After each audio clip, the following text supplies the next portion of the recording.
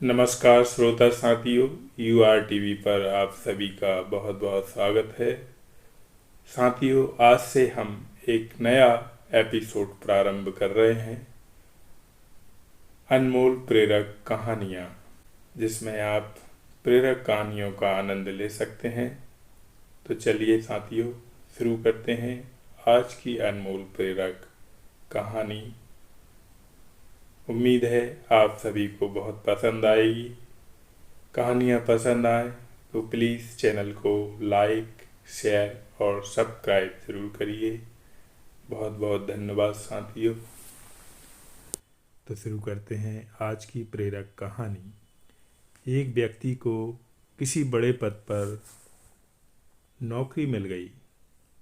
वह इस नौकरी से खुद को और बड़ा समझने लगा, लेकिन वह कभी भी खुद को बड़े पद के मुताबिक नहीं ढाल सका।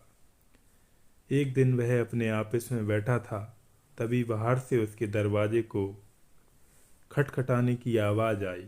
खुद को बहुत बड़ा दिखाने के लिए उसने टेबल पर रखे टेलीफोन को उठा लिया और जो व्यक्ति दरवाजे के बाहर खड़ा था उसे अंदर आने के लिए कहा।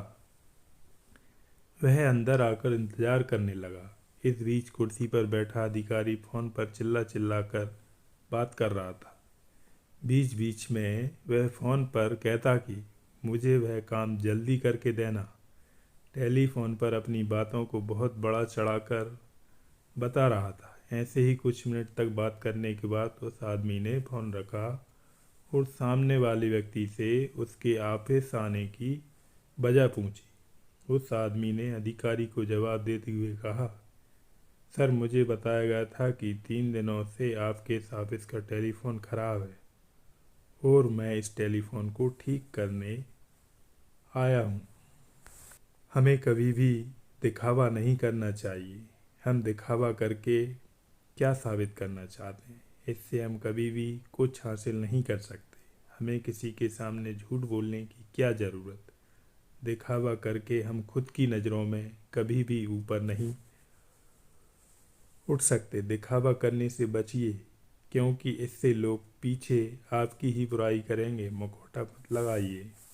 एक चतुर व्यक्ति को काल से बहुत डर लगता था और वह सोचता था कि मेरी किसी भी क्षण मृत्यु हो सकती है। वह क्या करे।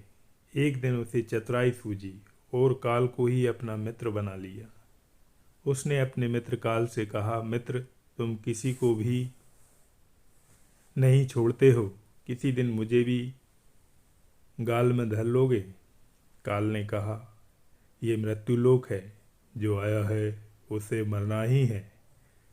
सृष्टि का यह शाश्वत नियम है, इसलिए मैं मजबूर हूँ। पर तुम मित्र हो, इसलिए मैं जितनी रियायत कर सकता हूँ करूँगा ही। मुझसे क्या आशा रखते हो, साफ साफ कहो।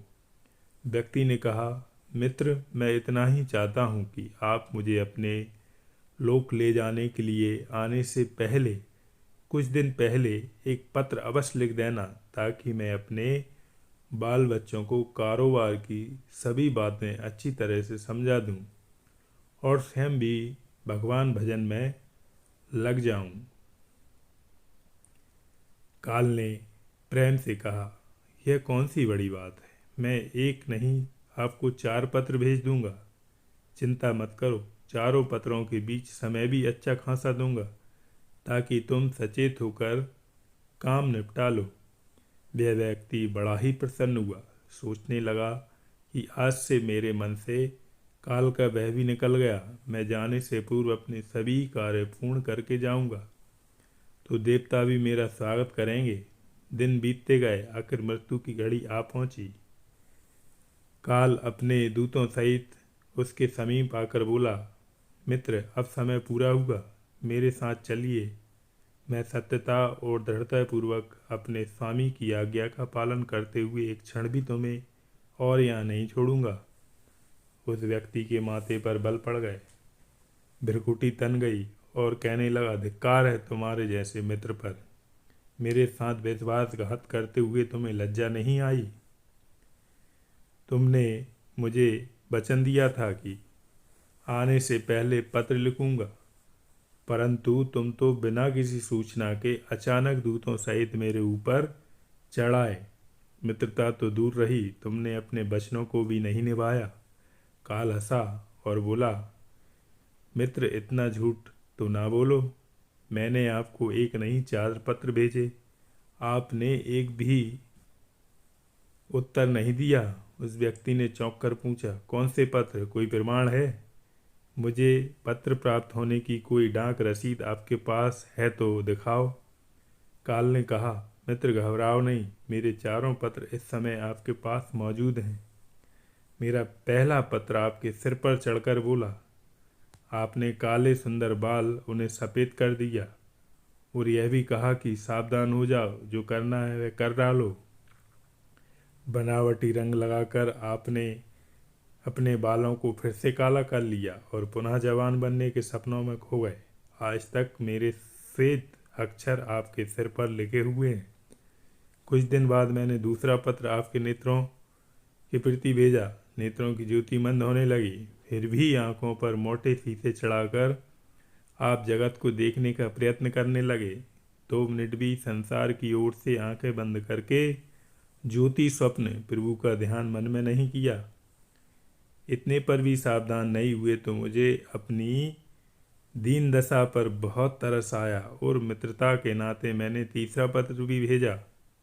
इस पत्र में आपके दांतों को छुआ, हिलाया और तोड़ दिया। आपने इस पत्र का भी जवाब ना दिया, बल्कि नकली दांत लगवाए और जबरदस्ती संसार के भौतिक पदार्थों का स्वाद लेने लगे। मुझे बहुत दुख हुआ कि मैं सदा इसके भले की सोचता हूँ और यह हर बार एक नया बनावटी रास्ता अपनाने को तैयार रहता है।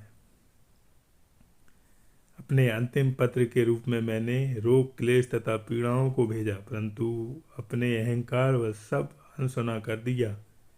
वह व्यक्ति काल के भेजे हुए इन पत्रों को सुनकर फूट फूट कर रोने लगा और अपने विपरीत कर्मों पर पश्चाताप करने लगा। उसने स्वीकार किया कि मैंने गफलत में शुभ चेतावनी भरे इन पत्रों को नहीं पढ़ा। मैं सदा यही सोचता रहा कि कल से भगवान का भजन करूंगा, अपनी कमाई अच्छे शुभ कार्यों में लगाऊंगा, पर वह कल ही नहीं आया। काल ने कहा, आज तक तुमने जो कुछ भी किया, राग, रंग, स्वार्थ और भोगों के लिए जानबूझकर ईश्वरीय नियमों को तोड़कर तुमने कर्म किए। उस व्यक्ति को जब कोई मार्ग दिखाई नहीं दिया तो उसने काल को करोड़ों की संपत्ति का लोभ दिखाया। काल ने हंसकर कहा, मित्र, मेरे लिए धूल से अधिक कुछ भी नहीं है। धन, दौलत, शोहरत, सत्ता, ये सब लोभ संसारी लोगों को बस में कर सकता है, मुझे नहीं। काल ने उत्तर दिया, यदि तुम मुझे लुभाना ही चाहते हो तो सच्चाई और शुभ कर्मों का धन संग्रह करते। यह ऐसा धन है जिसके आगे मैं विवश हो सकता था, अपने निर्णय पर पुनर्विचार को बाध्य हो सकता था, पर तुम्हारे पास तो यह धन देहले भर का भी नहीं है। तुम्हारे ये सारे रुपये पैसे, जमीन जायदाद, तिजोरी में जमा धन संपत्ति सब यहीं छूट जाएगा। मेरे साथ तुम भी उसी प्रकार निर्वस्त्र जाओगे जैसे कोई भिखारी की आत्मा जाती है। काल ने जब मनुष्य की एक भी बात नहीं सुनी तो वह हाय हाय करके रोने लगा। सभी संबंधियों को पुकारा, परंतु काल ने उसके प्राण पकड़ लिए और चल पड़ा अपने गंतव्य की ओर। तो साथियों, इससे हमें शिक्षा मिलती है, एक ही सत्य है जो अटल है, और वह है कि हम एक दिन मरेंगे जरूर। हम जीवन में कितनी ही दौलत जमा करेंगे, कितनी ही शोहरत पाएंगे, कैसी ही मन्नत होगी, यह सब अनिश्चित होता है, समय के घर में छुपा होता है, परंतु हम मरेंगे एक दिन। बस यही एक बात जन्म के साथ ही तय हो जाती है। समय के साथ उम्र की निशानियों को देखकर तो कम से कम हमें प्रभु परमेश्वर की याद में रहने का अभ्यास करना चाहिए। इसमें तो हर एक को, चाहे छोटा हो या बड़ा, सबको प्रभु परमेश्वर की याद में रहकर ही कर्म करने चाहिए।